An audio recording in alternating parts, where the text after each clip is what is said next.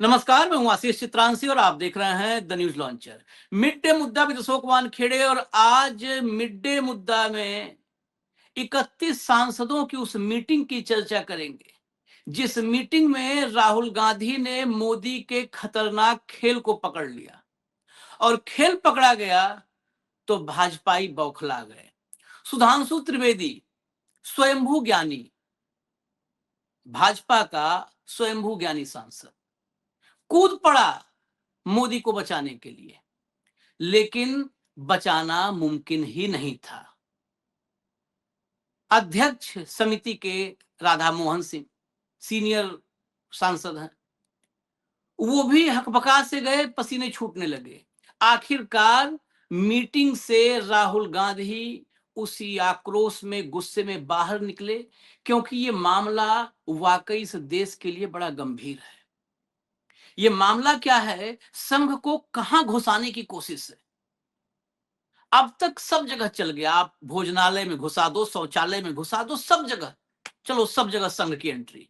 लेकिन अब जहां एंट्री करवाने की कोशिश है, ये बहुत खतरनाक है। मैं आपको दिखाता हूं उसके सबूत भी।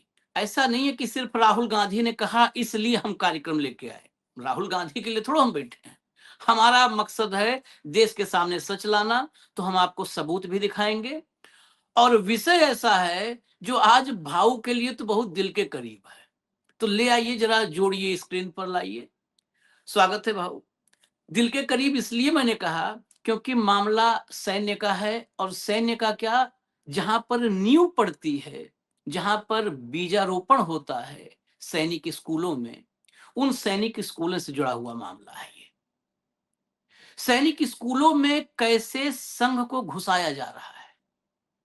जिन सैनिक स्कूलों में सिर्फ और सिर्फ राष्ट्र प्रेम, देश प्रेम, शौर्य, साहस, बलिदान ये इंजेक्ट किया जाता था बच्चों में, वहां पर नफरत इंजेक्ट किया जा रहा है। विराट हिंदू सम्मेलन करवाया जा रहा है। सैनिक स्कूल के पीछे विराट हिंदू सम्मेलन हो सकता है क्या, मैं पूछता हूं।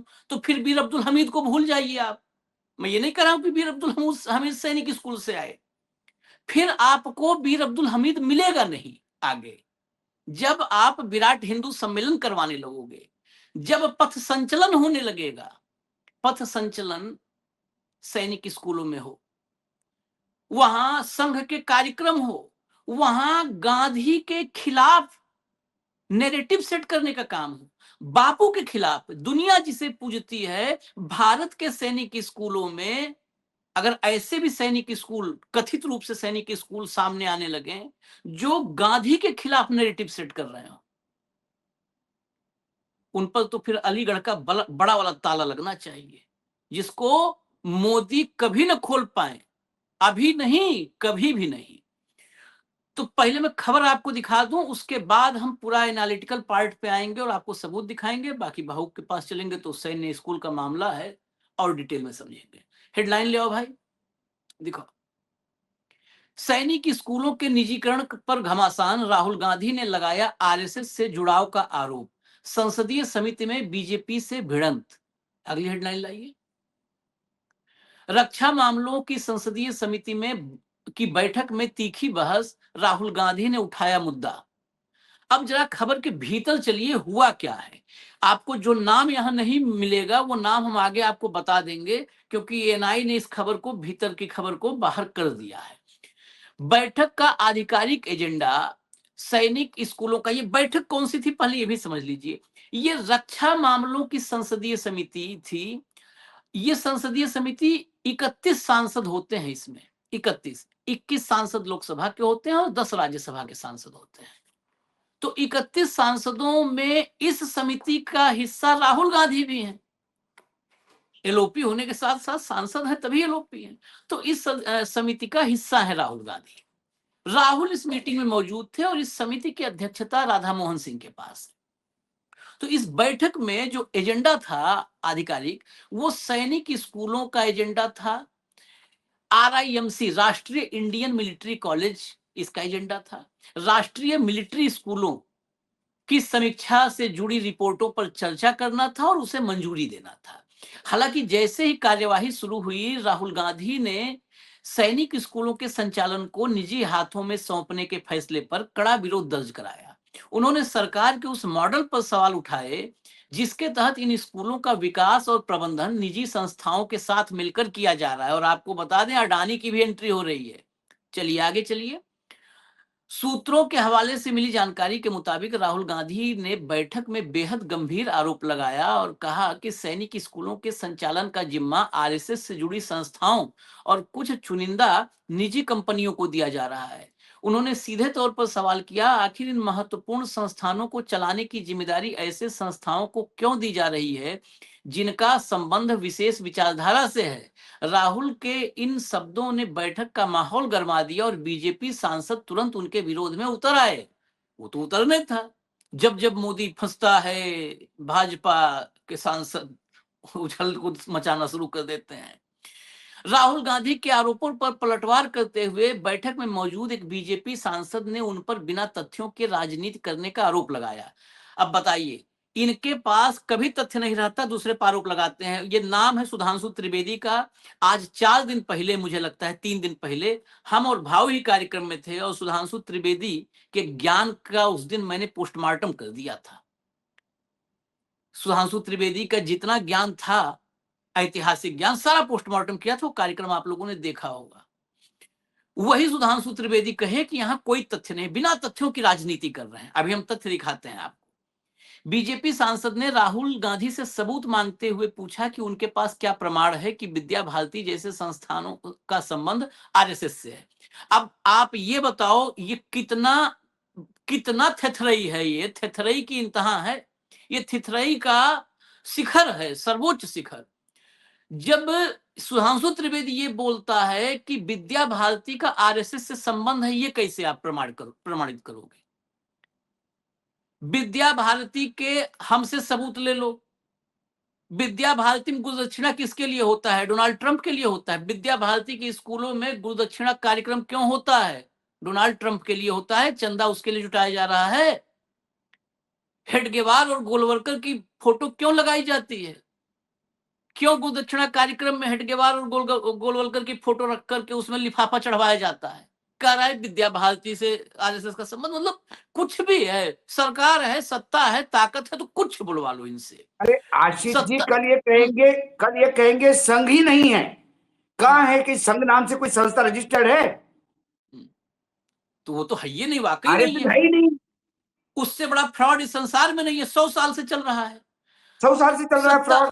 100 साल से चल रहा है विदाउट और सत्ता रजिस्ट्रेशन। के संरक्षण में चल रहा है। हाँ, ये तो कांग्रेस की सबसे बड़ी कमजोरी रही है।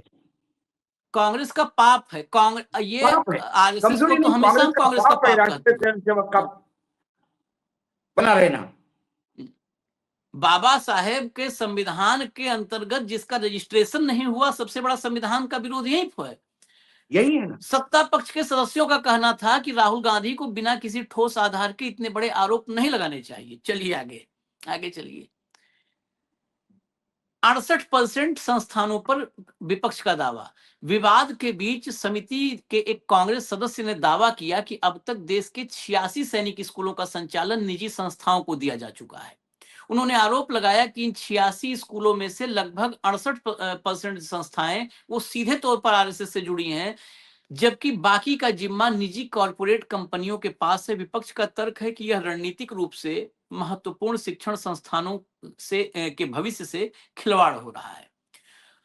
अब मुझे लगता है कि डिटेल आ चुकी है। इसमें हंगामा वाला विषय थोड़ा सा बता दूं, मैं क्लियर कर दूं। जब हंगामा काफी बढ़ गया तो समिति के अध्यक्ष और वरिष्ठ बीजेपी सांसद राधा मोहन सिंह ने बीच बचाव किया। उन्होंने सदस्यों को शांत कराते हुए कहा कि इस मुद्दे पर सरकार से पूरी जानकारी मांगी जाएगी, तथ्यों की जांच की जाएगी। बैठक के बाद जब उनसे इस विवाद पर सवाल पूछा गया तो उन्होंने स्पष्ट किया कि जब तक रिपोर्ट संसद में पेश नहीं हो जाती तब तक इस पर सार्वजनिक टिप्पणी करना उचित नहीं होगा। यह मुद्दा अब केवल बंद कमरों की चर्चा तक सीमित नहीं रह गया है, बल्कि आने वाले दिनों में संसद में भी एक बड़े राजनीतिक टकराव का कारण बन सकता है।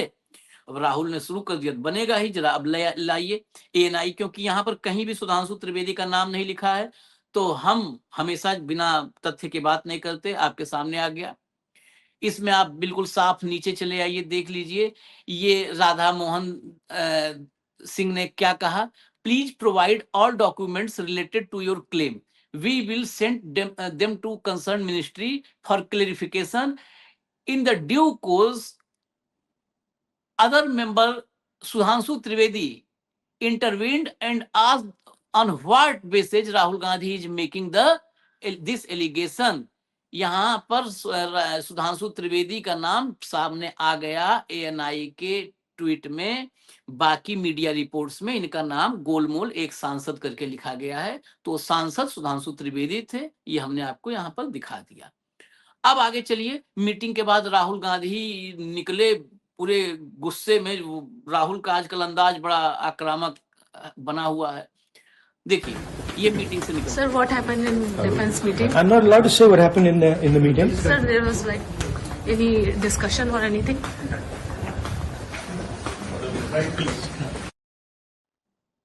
चलिए, कुछ भी बताने से इनकार कर दिया कि मीटिंग में क्या हुआ वो मुझे उसके लिए अनुमति नहीं है कि मैं आपको बताऊं।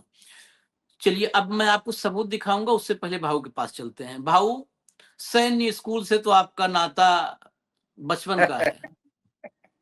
बचपन का नाता तोड़ने काम बुढ़ापे मोदी जी कर रहे हैं। अब वो नाता नहीं, तोड़ के संघ से जोड़ रहे हैं। बेसिकली इन्हें सबसे बड़ा प्रॉब्लम ये है कि आपको क्या लगता है जेनजी से क्यों मोदी डरे? मैं थोड़ा लंबा जाऊंगा, आप मुझे थोड़ा बोलने दीजिए क्योंकि मेरे संस्था से जुड़ा हुआ मामला है। मोदी जेनजी से क्यों डरे आशीष जी? मोदी जी ने देखा कि पैरामिलिट्री फोर्स और पुलिस फोर्स जेनजी को कंट्रोल नहीं कर सकती, ऐसे में उन्हें आर्मी उतारनी पड़ेगी जेनजी को हैंडल करने के लिए। चाइना के ताइवान स्क्वायर में जो हुआ वो हमारे यहाँ जंतर मंतर पे भी हो सकता था, लेकिन मोदी जी इस बात से आश्वस्त है कि हमारी आर्मी अपने बच्चों पे गोलियां नहीं चलाएगी, क्योंकि हमारी आर्मी किसी एक विचारधारा से बंधी नहीं हुई है। हमारी आर्मी टोटली आजाद है, ना धर्म ना जात आर्मी को बांट सकता है। वो इसलिए कि हमारी आर्मी की ट्रेनिंग ही ऐसी हुई है जो राजनीति से परे देश को समर्पित है, पूर्ण रूप से देश को समर्पित है। और संघ चाहता है कि वहां पे भी अपनी घुसपैठ हो ताकि आर्मी कब्जे में आए तो आपको बिल्कुल चीन जैसा काम कर सके, क्योंकि संघ की ही आर्मी हो। इसके लिए संघ बहुत पहले से काम करता है। मैंने हमेशा कहा संघ स्लो पॉइजनिंग का काम करता है। तो संघ को यह मालूम है कि इस देश में 50 to 60% ऑफिसर्स जो बनते हैं आर्मी के, वो कहां से आते हैं? उनका बैकग्राउंड सैनिक स्कूल का और मिलिट्री स्कूल का होता है। जब हमारे देश में 1960 की बात कर लो, जब वी कृष्ण मेनन जब डिफेंस मिनिस्टर थे, तब उन्होंने ये देखा कि जो बड़े एनडीए की स्थापना हुई, नेशनल डिफेंस एकेडमी की, तो एनडीए की स्थापना के लिए एनडीए में लोग जाएंगे कहां से? एनडीए में लोग जाने के लिए उसकी एक ट्रेनिंग, एक इंस्टीट्यूट चाहिए। तो उसके लिए सैनिक स्कूल की संरचना तय की गई। तो एक सैनिक स्कूल सोसाइटी स्थापित हुई जो रक्षा मंत्रालय के अधीन काम करती है। रक्षा मंत्रालय का ही विंग है। वो कुछ फंड करता है और कुछ राज्य बच्चों को स्कॉलरशिप देती है। मेजर इंफ्रास्ट्रक्चर और एजुकेशन का खर्च, जो शिक्षक टीचर्स की सैलरी वगैरह, ये सब डिफेंस मिनिस्ट्री से जाता था। और उसमें जो बच्चे जिस स्टेट से होते थे, स्टेट उन बच्चों को स्कॉलरशिप देता था। उससे बच्चों का खाने की व्यवस्था हो जाती थी, बच्चों की बाकी छोटी चीजें जो होती, किताबें वगैरह, इसकी व्यवस्था हो जाती थी। आप इमेजिन करिए, मेरा बैच जो है वो 81 पास आउट है। हम 12th से 81 पास आउट किए हैं वहां से। तो हम 72 के आसपास की बैच है हमारी। उस जमाने में एक बच्चे को 2000 रुपए महीने की स्कॉलरशिप मिलती थी, उस जमाने में महाराष्ट्र गवर्नमेंट से। तो ये संरचना ऐसी थी हर राज्य में। मैंने सबसे पहला सैनिक स्कूल में सौभाग्यशाली हूं ये कहने में, और मुझे गर्व होता है कि 23 जून 1961 को पहले सैनिक स्कूल की स्थापना हुई सतारा में, क्योंकि मेनन साहब के बाद फिर यशवंतराव चौहान आ गए थे डिफेंस मिनिस्टर, और चौहान साहब सातारा जिले के थे, कराड़ उनकी कॉन्स्टिट्यूंसी थी। तो उन्होंने सातारा में, क्योंकि सातारा में वो आर्मी का बहुत बड़ा एक जोन था, जो ब्रिटिश कैंप था, तो 100 एकड़ से बड़ा कैंपस था सैनिक स्कूल सतारा का। पुरानी बैरक्स थी ब्रिटिश के जमाने में, उसी में स्कूल शुरू हुआ। वो पहला सैनिक स्कूल था। उसके बाद करीब करीब हरियाणा में, पंजाब में, गुजरात में 3-4 सैनिक स्कूल की स्थापना हुई 1961 में ही। आज कुल सैनिक स्कूल सोसाइटी द्वारा रन किए गए 35 सैनिक स्कूल देश में है। बड़ा स्टेट उत्तर प्रदेश, जिसमें 4 है। मध्य प्रदेश, राजस्थान, हरियाणा, आंध्र प्रदेश, महाराष्ट्र, जम्मू कश्मीर, बिहार, कर्नाटक, उड़ीसा, यहाँ 2-2 सैनिक स्कूल है और एक सैनिक स्कूल मतलब बाकी जगह एक एक सैनिक स्कूल है। अभी 35 सैनिक स्कूल है, मैं बता रहा हूं आपको। गवर्नमेंट ने 100 और सैनिक स्कूल प्रपोज किए हैं, लेकिन हुआ क्या इन द मीन टाइम? आप इमेजिन कीजिए 1961 और 1965-66 तक हर राज्य में सैनिक स्कूल आ गया था। तब से आज तक इंफ्रास्ट्रक्चर क्या है? वही है 61 वाला। क्या वो इंफ्रास्ट्रक्चर अभी काम कर रहा होगा? पूरा चरमरा गया है। इसी के बीच चिदम्बरम जब वित्त मंत्री थे और उनके साथ वीके पाटिल थे, सीनियर वीके पाटिल।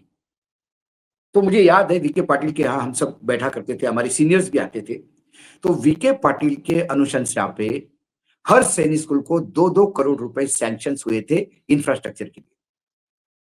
आज अजित पवार नहीं है, लेकिन एक ऋणी रहेंगे हम अजित पवार के, क्योंकि अजित पवार ने वित्त मंत्री होते हुए पिछले कार्यकाल में 350 करोड़ रुपए सैनिक स्कूल सतारा को सैंक्शन किए थे। पूरा इंफ्रास्ट्रक्चर, क्योंकि पूरा इंफ्रास्ट्रक्चर पूरा इतने सालों पुरानी बिल्डिंगें अब वो खत्म हो गई है, उनको फिर नए सिरे से बनना है। साथ ही अब सैनिक स्कूल में लड़कियों की एंट्री शुरू हो गई पिछले 2 साल से, तो लड़कियों के लिए भी अलग हॉस्टल और अलग व्यवस्था की गई है, क्योंकि एनडीए में भी लड़कियों की व्यवस्था एडमिशन हो गई। अब कहना यह है कि सभी राज्यों ने अपनी स्कॉलरशिप की राशि कम की, तो अब सैनिक स्कूल भी उन्हीं लोगों की रीच में हो गया जो हायर मिडिल क्लास के हैं। आज सैनिक स्कूल की फीस 1.5 से 2 लाख के बीच में है, राज्य अलग अलग राज्यों में अलग अलग साल की। अब आप मुझे कीजिए, इमेजिन करिए, मैं एक प्राइमरी टीचर का लड़का था, मेरे फादर रिटायर्ड हो गए तो 2,500 रुपए उनकी सैलरी थी। मैं जब सैनिक स्कूल में गया तो मेरे फादर की सैलरी 400-450 रुपए रही होगी। मेरा सैनिक स्कूल का खर्च क्या था आशीष जी? मैं 5th से सैनिक स्कूल में पढ़ा हूं। 4th के बाद पूरे महाराष्ट्र में एग्जाम होती थी, हजारों बच्चे बैठते थे, उसमें से 90 बच्चे सिलेक्ट होते थे सैनिक स्कूल के, और वो 90 बच्चों को 5 से लेकर 12th तक सिर्फ एक ही ट्रेनिंग होती थी। 5वीं क्लास से 12th तक एक ही ट्रेनिंग होती कि आपको एनडीए ज्वाइन करना है, आपको बड़ा अफसर बनना है। मैं 62nd एनडीए कोर्स में ऑल इंडिया 3rd था। दर्शक पूछेंगे फिर आप क्यों भाग गए? लेकिन मेरे पीठ में एक मेडिकल में एक प्रॉब्लम निकला, स्पाइना बाइफिडा LVS 5, आज भी मुझे मेरे दिमाग में बिल्कुल अंकित है। उसके कारण मैं एनडीए ज्वाइन नहीं कर पाया। मेरे बैचमेट रिटायर्ड हो गए हैं। मेरा एक बैचमेट मेजर जनरल पर पोस्ट पे रिटायर्ड हो गए, ब्रिगेडियर तो कई है, कर्नल और उसकी तो गिनती नहीं है। सैनिक स्कूल सतारा का रिकॉर्ड है, एक बार तो पूरा बैच की बैच ऑलमोस्ट एनडीए में चला गया, और एनडीए के कमांडेंट ने गिफ्ट के तौर पर एक छोटा प्लेन मिग जो ग्राउंडेड था वो गिफ्ट किया सैनिक स्कूल को। आज हमारे यहाँ शहादत की लिस्ट देखे जाए तो 50 से ज्यादा बड़े अफसर शहीद हुए हैं, जिसमें मेरा क्लासमेट भी है। तो एक 400 रुपए तनख्वाह पाने वाली का बेटा स्कूल में जा रहा था, क्योंकि तब शिक्षा ये सरकार की जिम्मेदारी हुआ करती थी। आज नहीं जा पाएगा बच्चा, गरीब का बच्चा, किसानों का बच्चा। मेरे साथ मेरे क्लासमेट में ऐसा कोई नहीं था कि जो बहुत बड़े करोड़पति के बच्चे थे। 1-2 डॉक्टर्स थे, एक आध पॉलिटिशियन होगा, लेकिन उनके बच्चे भी उसी लेवल पे काम करते थे। आपने धीरे धीरे सैनिक स्कूल को अपने सेल्फ मोड पे धकेला कि माँ बाप ही पैसे दे और बच्चे ट्रेन करें। तो क्यों एनडीए में फ्लो जाएगा? जब माँ बाप करोड़ों रुपए खर्चा करेंगे तो बच्चा एनडीए में नहीं जाएगा, वो सिविल में आ जाएगा। लेकिन मुझे गर्व है कि आज सैनिक स्कूल से निकला हुआ कोई भी व्यक्ति आपको किसी भ्रष्टाचार और व्यभिचार में लिप्त पाएगा नहीं। एक आध उदाहरण होगा बिरला। हमारे यहां से आईएएस निकले हुए लड़के हैं, आईपीएस है, सेल टैक्स में है, कॉर्पोरेट सेक्टर्स में है, उद्यमी है, कोई किसान बने हैं उन्नत, कुछ लोग राजनीति में आए हैं, लेकिन राजनीति में भी भ्रष्टाचार का एक, आज सांगली से लगातार गाडगिल सर हमारे लगातार विधायक बनते हैं महाराष्ट्र में। क्या है गाडगिल? गाडगिल के ऊपर कोई छींटा लगा दे भ्रष्टाचार का, क्योंकि आपका कैरेक्टर ही वैसा बनाया जाता है। आज करोड़ों रुपए के ऑफर आते हैं, आपको तो पता है। किस कारपोरेट देश का सबसे बड़ा कारपोरेट हाउस कैसा पीछे लगा हुआ था? क्यों नहीं झुके हम? क्योंकि वो स्कूल का दिया हुआ जो शिक्षा है वो। अब इसको यदि आप उस विचारधारा को यदि आप संघ की विचारधारा में बदलेंगे या कारपोरेट की विचारधारा में बदलेंगे, क्योंकि सैनिक स्कूल के प्रिंसिपल कौन होते हैं? आर्मी के एजुकेशन कॉर्प से आते हैं, वो लेफ्टिनेंट कर्नल के रैंक के होते हैं। जो हेडमास्टर है वो मेजर रैंक के होते हैं। मैं आर्मी के हिसाब से बता रहा हूं। और जो एजुकेशन देखते हैं, प्रिंसिपल ओवरऑल देखते हैं, एडमिनिस्ट्रेशन। हेडमास्टर जो है वो एजुकेशन पूरा देखते हैं, और एक रजिस्ट्रार होता है जो बाकी सारा लॉजिस्टिक देखते हैं, वो कैप्टन रैंक के होते हैं। कभी फिर एयरफोर्स के विंग कमांडर होंगे लेफ्टिनेंट कर्नल के बराबर। तो लेकिन प्राइवेट इसमें ये लोग कैसे करेंगे काम? मुझे बताइए ना। एक आर्मी का लेफ्टिनेंट कर्नल या विंग कमांडर कैसा अलाउ करेगा संघ की शाखा? तो आपको वहां प्रिंसिपल भी प्राइवेट लाने पड़ेंगे। तो फिर सैनिक स्कूल का मतलब कहां हो गया? सैन्य स्कूल थोड़ा रह गया, फिर तो नमक से सदा वत्सले मातृभूमि करो, वो तो करो हो गया। वही जो मतलब मैं सब कुछ साइन कर सकता हूं, पूरा देश बेच दो, इस देश के डिफेंस फोर्सेस को कम्युनलाइज मत करो। इस देश के मुझे याद है आशीष, कई बार क्या होता है सैनिक स्कूल में, बाकी स्टेट के भी बच्चे, कई बार वो स्टेट रिक्वेस्ट करता है कि सातारा में 2 सीट हमको दे दो। मेरे समय हरियाणा के बच्चे थे और आज भी दिल्ली में है, बड़े बिजनेसमैन है, हम मिलते हैं, मेरे से जूनियर थे। तो किसी स्टेट का बच्चा एडमिशन इंटरव्यू के लिए सैनिक स्कूल में भी सिर्फ लिखत, आप राइटिंग में निकल गए तो आपको मेरिट में आ गए तो आपको एडमिशन, ऐसा नहीं है। उसके बाद भी वहां इंटरव्यू होते हैं, उसके बाद वहां मेडिकल होता है और फिर बच्ची की एडमिशन होती है। तो ये राज ठाकरे के लोग तब तक भूमिपुत्र कर रहे थे। तो सातारा में किसी ने उन जो बाहर से जो लोग आए थे उनके ऊपर हमला करने का प्रयास किया, ये बोल के तुम बाहर के लोग सैनिक स्कूल में कब आएंगे। तब मुझे याद है, मैं एबीपी माझा मराठी पे डिस्कशन पे था, तब मैंने एक ही बात पूछी थी कि मतलब राज ठाकरे को एक बात मैं पूछ देता हूं कि जब मेरा क्लासमेट जो जिसने मेरी पूरे टाइम पे मेरे डेस्क में साथ में बैठता था, मेजर प्रदीप ताथोड़े, जब वो आतंकियों के गोलियों से घायल हो गया तो उसको उठा के हॉस्पिटल तक भागते हुए पहुंचाने वाले कौन थे? कितने मराठी थे, कितने मराठे थे? क्योंकि उन्होंने एक जाबाज शहीद को जाते हुए देखा तो जान की परवाह किए बगैर आतंकियों के बौछार के बीच वो अपने कैप्टन को मेजर को लेके भागे हॉस्पिटल में। लेकिन हॉस्पिटल बहुत दूर था, तब तक उसकी मृत्यु हो गई थी। लेकिन भागने वालों ने नहीं पूछा कि मराठी है, मैं यूपी का हूं, मैं कैसा करूं। मैंने बोला सैनिक स्कूलों में मत राजनीति घुसो। ये सैनिक स्कूल का निजीकरण जो है ये सरकार का पलायनवाद है अपनी जिम्मेदारी से। राइट टू एजुकेशन, शिक्षा, ये तुम्हारी जिम्मेदारी है। क्या करेगा अडानी? अडानी सैनिक स्कूल सतारा लेगा। 100 एकड़ की जमीन है आशीष, और वो 80 शहर के बीच खेल में आया है। अभी अभी मैं स्कूल गया तो मुझे एकदम शहर के बीच में स्कूल लगा। पहले हमारा स्कूल बिल्कुल बाहर था, बिल्कुल बाहर। शहर जाने के लिए 4 किलोमीटर दौड़ के जाना पड़ता था। एक बस जाती थी जो सदर बाजार आती थी। आज वो शहर का सेंटर पॉइंट हो गया। सबकी जमीनों पे नजर है।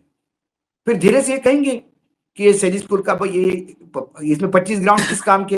अब मैं किसी को कहूं कि मेरे यहां 20 फुटबॉल ग्राउंड थे, कोई बिलीव करेगा? एक फुटबॉल ग्राउंड किसको कहते हैं? 20 फुटबॉल ग्राउंड थे, स्विमिंग पूल था, हॉर्स राइडिंग था। ऐसा कोई गेम नहीं था जो हम नहीं खेलते थे, इंडोर आउटडोर। तो आपने जितने गेम खेले, एक गेम छूट गया था, वो मोदी जी खेल रहे हैं। नहीं, वो गेम है नहीं, वो गंदगी है। हाँ, वही वो गेम षड्यंत्र आज इस देश के फैब्रिक के साथ विश्वासघात है। मैं आपको दिखा क्या दूं कुछ ना सरकार के पास अलग अलग मंदिरों के कॉरिडोर खड़ा करने के लिए पैसा है? हजारों करोड़ का भ्रष्टाचार होता है हर साल। जितना भ्रष्टाचार करते हैं उसका 1% भी सैनिक स्कूलों को दिया तो सैनिक स्कूलों को जरूरत नहीं पड़ेगी प्राइवेट सेक्टर की। क्यों चाहिए प्राइवेट सेक्टर में सैनिक स्कूल? अब सैनिक स्कूल मशरूम जैसे आ गए। ये जो बोलते हैं ना 80-100 सैनिक स्कूल, 100 सैनिक स्कूल, तो ये कह रहे हैं कि सैनिक स्कूल सोसाइटी के तहत। बाकी हर राज्य में अपने सैनिक स्कूल है, हर राज्य में जिलेवार सैनिक स्कूल की परमिशन दी गई है। अरे सैनिक स्कूल किस लिए? उस स्कूल में होता क्या है? कैरेक्टर बिल्डिंग होता है। स्कूल में कितने इंस्ट्रक्टर है? आपको हमने जीवन भर देखा, हमारे अधिकारियों को देखा। आज भी इस उम्र में भी मुझसे कोई सीनियर सामने आता है तो हम सावधान होकर आते हैं। मुझे याद है आशीष जी, मैं एक किस्सा सुनाऊं दर्शकों के लिए। मे डे था, 1 मई महाराष्ट्र दिन होता है। महाराष्ट्र दिन के उपलक्ष्य में एक प्रोग्राम था। सुप्रीम कोर्ट के जस्टिस शिरपुरकर थे, नरेंद्र जाधव थे जो तब प्लानिंग कमीशन के बड़े अधिकारी थे, और सोनिया गांधी के उस कमेटी के मेंबर थे। नाइक साहब हमारे एयरफोर्स चीफ थे। क्योंकि महाराष्ट्र का प्रोग्राम था तो मैं भी चला गया प्रोग्राम में। तो प्रोग्राम में सब इंतजार कर रहे थे नाइक साहब का। तो हम सब वहां खड़े थे। चीफ जस्टिस, मतलब सुप्रीम कोर्ट के जस्टिस नरेंद्र जाधव और गणमान्य 2-4 जो बड़े ब्यूरोक्रेट थे वो, और उनके बीच में ऐसी चर्चा हो रही थी। इतने में नाइक साहब आ गए। तो नाइक साहब का सबने स्वागत किया। आ जाओ नाइक, आओ नाइक, मराठी में बोलना शुरू कर दिया, हाथ हाथ मिलाया। नाइक साहब को मैंने पहली बार कुर्ते में देखा था। ऊपर कुर्ता था, नीचे ट्राउजर थी, शूज थे। तो वो मेरे साथ आए तो मैंने एकदम सावधान होकर कहा, मतलब good afternoon sir, so how are you joker, मतलब फाइन सर। तो ये बाकी लोगों ने उनकी तरफ देखा, बोला अरे ये अशोक वानखड़े हैं, सीनियर जर्नलिस्ट है। उनको लगा भी कैसा जोकर बोल दिया। तो नाइक साहब ने कहा सो व्हाट है, इसके स्कूल के पहले बैच का हूं मैं, he is too junior to me. तो ये हमारा सैनिक स्कूल है, ऐसे ही रहते हैं। आज मैं जब स्कूल में था तो ब्रिगेडियर हमारे लिए बहुत बड़े रखते थे, क्योंकि हमारे यहाँ लेफ्टिनेंट कर्नल तक पोस्टिंग होती थी। ब्रिगेडियर मतलब कर्नल, कर्नल के बाद ब्रिगेडियर। हमको जीवन में लगता था कि ब्रिगेडियर मतलब ब्रिगेडियर स्कूल आ रहा, मतलब परेड होती थी। अब मैं जब सैनिक स्कूल के गैदरिंग में जाता हूं तो मैं कई बार खुद से हंसता हूं, क्योंकि अब यहाँ सीनियर मोस्ट लोगों में मैं गिना जाता हूं। तो जो आर्मी के मेजर जनरल है वो मेरे से 2-2, 3-3 बैच जूनियर है। अब जब हम डिनर पे, लंच पे रहते हैं तो कहते कि सर प्लीज आप लीजिए पहले सर। जब कोई मेजर जनरल आपको सर कहता है तब पता पड़ता है कि मैं सैनिक स्कूल सतारा का हूं। I am a product of school. वही है कि तो अब ये जो सैनिक डिसिप्लिन, स्कूलों की, मैं ये कहता हूं आप सैनिक नहीं बनाते। जो लोग मेरे जैसे हैं जो नहीं जा पाते आर्मी में, वो भी एक अच्छे शहरी बनते हैं, इस देश की सेवा करने के लिए उतरते हैं। यही तो और खत्म इसको यदि करना है। आप अडानी को करवा दोगे तो सैन्य अडानी वो लेगा तो संघ ही चलाएगा उसको। सैन्य स्कूल जब चुने हुए बने थे, उनको सरकारी सहयोग प्राप्त था, आर्थिक रूप से सहयोग मिल रहा था, तो उनकी एक्सक्लूसिविटी थी।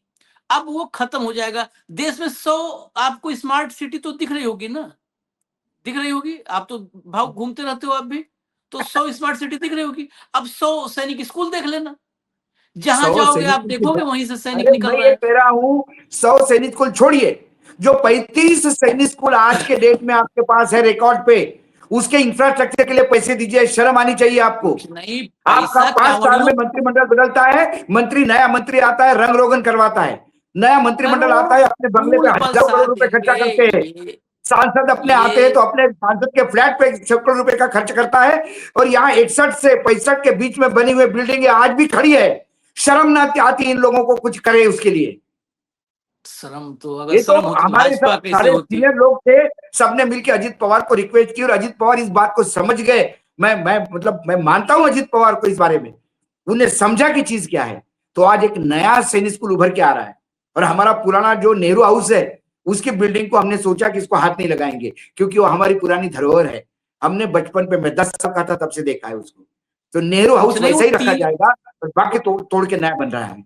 जमीन और 300 करोड़ रुपया जो अजीत दादा ने लगवाया था, वो सब जाएगा देखिए किसी और के पास। मैं आपको कुछ दिखा देता हूं, लाओ भाई दिखाओ। ये जो सैन्य स्कूल के नाम पर चल रही है नई पॉलिसी, ये देखिए जो है राज्यसभा में दिया गया जवाब है। मैं पहले शुरुआत यहीं से करता हूं। राज्यसभा में जो भारत सरकार, रक्षा मंत्रालय, रक्षा विभाग, राज्यसभा, वहां पर ये जो है अतारांकित प्रश्न संख्या 1802, उत्तर की तिथि बिल्कुल एग्जैक्ट जो आपके सामने है, ऑफिशियल डॉक्यूमेंट है, 17 मार्च 2025। छोटा दिख रहा होगा आपको, हो सकता है, इसलिए मैं भी देख देख के इसको पढ़ दे रहा हूं क्या राज्यसभा में जवाब आया। पीपीपी मॉडल में सैनिक स्कूल, 1802 सवाल नंबर। सुश्री इंदु बाला गोस्वामी ने पूछा कि क्या रक्षा मंत्री यह बताने की कृपा करेंगे कि क्या सरकार पीपीपी मॉडल के तहत सैनिक स्कूल शुरू करने का प्रस्ताव रखती है, यदि हाँ तो उसका विवरण क्या है। पीपीपी मॉडल के तहत सैनिक स्कूल खोलने के अब तक कितने आवेदन प्राप्त हुए हैं, सरकार द्वारा सैनिक स्कूल खोलने के लिए कितने आवेदनों की स्वीकृति दी गई है, तथा राज्यवार ऐसे सैनिक स्कूलों की संख्या कितनी है, इसमें हिमाचल प्रदेश का भी विवरण शामिल हो। उस समय संजय सेठ ने, रक्षा मंत्रालय में राज्य मंत्री संजय सेठ ने जवाब दिया। और क्या जवाब दिया कि वर्ष 2021 में भारत सरकार ने एनजीओ ऑब्लिक ट्रस्ट, ध्यान रखिएगा, एनजीओ ऑब्लिक ट्रस्ट ऑब्लिक सरकारी ऑब्लिक निजी स्कूलों के साथ साझेदारी पीपीपी मॉडल के तहत नए सैनिक स्कूल स्थापित करने की योजना को मंजूरी दी थी। इस पहल के तहत रक्षा मंत्रालय ने साझेदारी मॉडल में 45 नए सैनिक स्कूलों को स्वीकृति प्रदान की है, जिनमें हिमाचल प्रदेश में 2 नए सैनिक स्कूल भी हैं। 45 को अनुमति, स्वीकृति। नए सैनिक स्कूल खोलने से संबंधित प्राप्त आवेदनों का विवरण आवेदनों के मूल्यांकन की प्रक्रिया से सीधे जुड़ा हुआ है, इसलिए चयन प्रक्रिया की गोपनीयता और निष्पक्षता बनाए रखने के हित में इन आवेदनों का विवरण सार्वजनिक नहीं किया जा सकता। यहाँ पे ये भी गोपनीय हो गया, यहाँ पे सब कुछ जो है पेगासस हो जा रहा है, वो गोपनीय है, ये नहीं बताया, क्योंकि जो है उनका विवरण सार्वजनिक करना उचित नहीं है गोपनीयता के लिए। ये राज्यसभा में जवाब था 45 को लेकर के। बहुत सारे लोगों को क्या है, ये भी व्हाट्सएप यूनिवर्सिटी बेच लेते हैं। भाजपा और मोदी की खूबी है, इसको भी व्हाट्सएप यूनिवर्सिटी बेचते हैं। देखो 45 नए सैनिक स्कूल खोल दिए मोदी जी ने, 45। लेकिन उसके पीछे का खेल नहीं समझ पाते लोग, कि जो सैनिक स्कूल इस देश को टॉप जो है जनरल्स तक देता था, वो सैनिक स्कूल अब क्या इस देश की फौज को काबिल सैन्य अफसर दे पाएगा, काबिल सैन्य अफसर दे पाएगा, या देना ही बंद हो जाएगा। मतलब वो ऐसी मुर्गी जो अंडे देना बंद कर देगी, वो वाली मुर्गी बनाने की कोशिश में है ये सब। अंडा देना बंद कर देती हैं मुर्गियां, हमेशा नहीं देती, तो वैसी मुर्गी बना देंगे ये सैन्य स्कूल को कि जो मुर्गी अंडा ही नहीं दे। और मुर्गी आप सजा के रखो, दिखाओ कि देखो हमारे यहाँ जो है मुर्गी पालन में 500 मुर्गियां हैं, अंडा 5 नहीं दे रही हैं। इस कंडीशन में पहुंचाएंगे। आपको दिखाते हैं इन सैन्य स्कूलों में होता क्या है, जो कथित सैन्य स्कूल है, इसको मैं कथित ही कहूंगा। दिखाइए जरा, ये आरबी एसबीएम है, ये रज्जू भैया के नाम पर है। आरबी माने रज्जू भैया, आरबी एसबीएम ये बुलंदशहर में खुला। देखिए क्या है, आरएसएस के शताब्दी वर्ष 100 वर्ष पूर्ण होने के उपलक्ष्य में सूरजवाली खंड के इंटर कॉलेज में आयोजित विराट हिंदू सम्मेलन में रज्जू भैया सैनिक विद्या मंदिर, ये कहां हुआ है, एक बार फिर से मैं पढ़ दे रहा हूं, ध्यान से समझिए, नहीं कंफ्यूजन होगा। ये सूरजवाली खंड के इंटर कॉलेज में आयोजित हुआ विराट हिंदू सम्मेलन, उसमें रज्जू भैया सैनिक विद्या मंदिर के कैडेट्स ने सहभागिता की। विराट हिंदू सम्मेलन में सैनिक स्कूल के कैडेट शामिल हो रहे हैं। लो, ये विराट हिंदू सम्मेलन में जिस दिन शामिल होने लगे सैनिक स्कूल के कैडेट, मैं आपको पोस्ट दिखा रहा हूं, उस सैनिक स्कूल का पोस्ट है, रज्जू भैया के नाम पर सैनिक स्कूल बुलंदशहर में जो खुला है, देख लो आप सामने आपके। ठीक है, हम कहा था सबूत के लिए, बहुत लेट हो गया सैनिक स्कूल का मामला इस वजह से, लेकिन देख लीजिए फटाफट, आगे चलिए, आगे चलिए, देखिए आप आगे देखिए। बीजेपी ने जो क्या लिखा, पोस्ट किया, बीजेपी का ऑफिशियल हैंडल से हुआ पोस्ट, अगर योर ओबीडियंट सर्वेंट लिखना नौकर होने का प्रतीक था, तो महात्मा गांधी के पत्र को दिखाकर उन्हें अंग्रेजों का नौकर क्यों नहीं कहती कांग्रेस? जवाब दो राहुल गांधी। सावरकर की जब पोल खुली, सावरकर पर हमले शुरू हुए, तो गांधी का भी चिट्ठी ला करके उन्होंने कहा कि गांधी ने भी माफीनामा लिखा था। हालांकि जो लोग पूरी चिट्ठी हमेशा सिलेक्टेड हिस्सा चुनते हैं, पूरी चिट्ठी आप पढ़ेंगे तो सावरकर की वीरता पर शर्मिंदगी के सिवाय कुछ आपके चेहरे पाएगा नहीं, शर्मिंदगी भाव सिर्फ पाएंगे। अब इसको बीजेपी के पोस्ट को दोबारा दिखा दो, बीजेपी के पोस्ट को रज्जू भैया सैनिक स्कूल रिपोस्ट कर रहा है, जिसमें गांधी पर प्रहार किया जा रहा है। बीजेपी के उस पोस्ट को सैनिक स्कूल रिपोस्ट कर रहा है। जिस सैनिक स्कूल में गांधी के खिलाफ जो है नैरेटिव बनेगा, उस सैनिक स्कूल से कौन से अफसर निकलेंगे आप कल्पना कर लो, कौन से अफसर तैयार किए जा रहे हैं। और आगे चलो, जरा आगे चलो, ये देखिए फिर बुलंदशहर वाले सैनिक स्कूल का, रज्जू भैया सैनिक विद्या मंदिर के द्वारा राष्ट्रीय स्वयंसेवक की संघ की शताब्दी वर्ष के पावन अवसर पर ग्राम खंडवाया में पथ संचलन का कार्यक्रम आयोजित किया गया। पथ संचलन, सैनिक स्कूल के कैडेट संघ का पथ संचलन कर रहे हैं। नीचे फोटो होगी तो दिखा दीजिएगा, फोटो है इसमें, फोटो लगी थी तो दिखा दीजिए। चला दो थोड़ा रफ्तार से चला दो भाई, बहुत टाइम हो रहा है, रफ्तार से चला दो, इतना कहानी नहीं पढ़ना है बस खाली। हाँ ये देखो, ये देखो, ये पथ संचलन कर रहे हैं सैनिक स्कूल के कैडेट। आगे चलिए, अगले पोस्ट पे आ जाइए, अगले पे आ जाइए, अगले पे। सब दर्शक इतने में सब समझ जाएंगे, क्लियर होता जा रहा है। ये देखिए, ये संघ शताब्दी वर्ष मनाया जा रहा है और सैनिक स्कूल के कैडेट संघ का शताब्दी वर्ष मना रहे हैं। ये फोटोग्राफ देखिए, आप तैयार क्या कर रहे हो? भाजपा का पन्ना प्रमुख तैयार कर रहे हो सैनिक स्कूल से। चलिए आगे, जरा आगे चलो।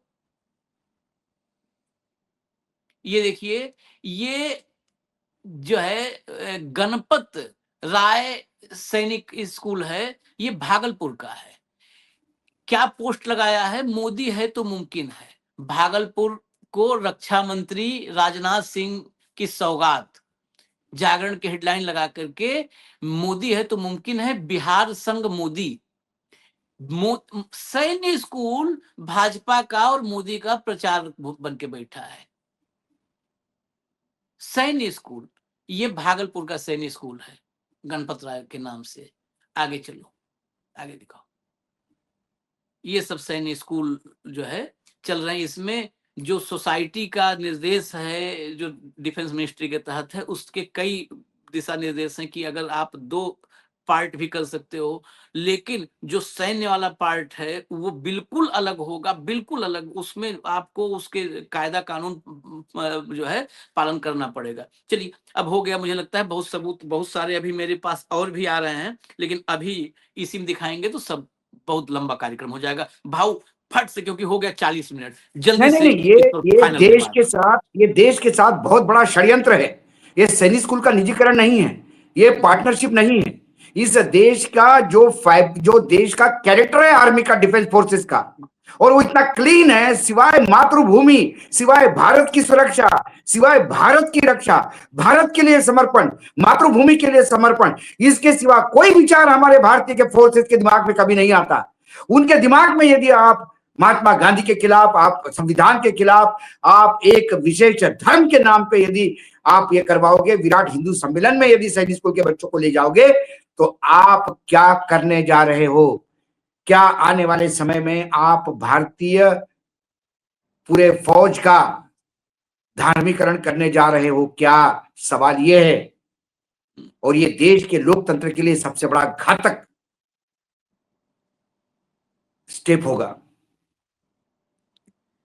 इसके लिए मैं चाहता हूं कि जेन अल्फा, जेन जी इसमें थोड़ा दिमाग डाले, सामने आए।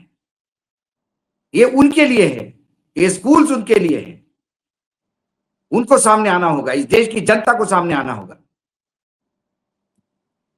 प्रधानमंत्री के विदेश यात्रा में सिर्फ 5 स्टार होटल में जितना खर्चा होता है, उतने खर्चे में तो एक सैनिक स्कूल का इंफ्रास्ट्रक्चर बन जाएगा। अभी इस कार्यक्रम के बाद में और भी इस पे हम खुलासे करेंगे। ओएनजीसी का जो सीएसआर फंड है, उसमें से करोड़ों, 4-4 करोड़ रुपए मिले हैं बुलंदशहर वाला और इन सबको, 4-4 करोड़ रुपए, 4.5 करोड़ रुपए।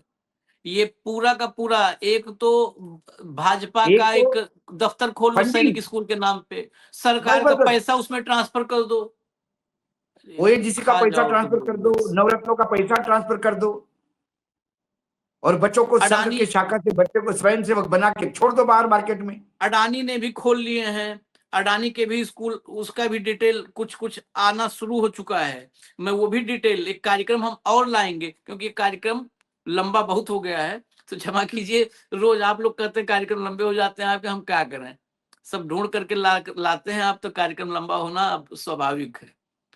इजाजत दीजिए अभी। धन्यवाद भाऊ, बहुत बहुत धन्यवाद, नमस्कार।